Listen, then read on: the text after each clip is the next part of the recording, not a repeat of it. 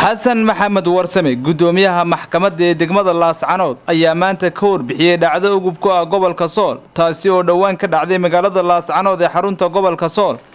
maxkamadda degmada ayaa qaaday kiiska dacwad gabadh 14 jir ah oo guur lagu qasbay. maxkamadda ayaana go'aamisay in laga furo ninkaasi gabadha da'da yar uu guursaday. wuxuuna gudoomiyuhu ka warbixiyay sida ay dhacdadaasi u dhacday iyo xalka ay ka gaareen ka maxkamad ahaan. wuxuuna sidoo kale ugu baaqay haweenka ku nool gobolka Sool inay yimaadaan maxkamadda degmada Laascanood cidii tacadi ka cabanaysa.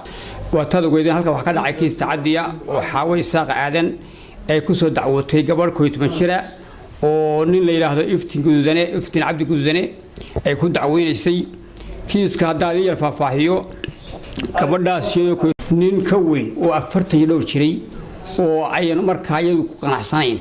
iskuul bay dhigan jirtay fasalka lixaad bay ahayd 3 sano tacadigaas socday gabadhaas iskuulka way ka carartay tacadigaas muddo badan bay soconayay waxa dhacday dabeedna ka bacdi iyadoo hadda 14 jir ay soo dacwatay bishii 3 bishii labaad hadii ay soo dacwatay maxkamaddu kiiska way ka baaran degtay cadaalad bay ka gaadhay gabadha xuquuqdeedii bay raadisay waxa noo muuqatay in tacadi badan dhacay in loo xidhay in gabadhaas dhibaato badan loo geystay kiiskaas la go'aan markuu gaadhnaan dhacday kiiska markii aan waarnay tacadiga meesha yaala iyo dhibaatada dhacday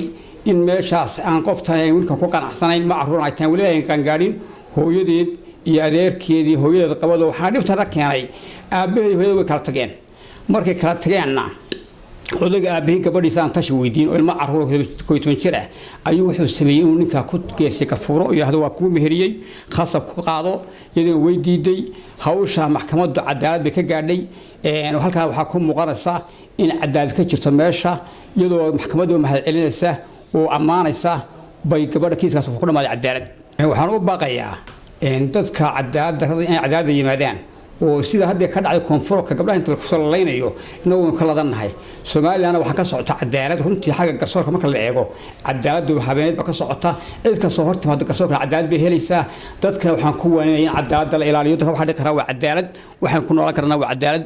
ومحمود آدن أسكر محمود قري ساب TV Laascanood.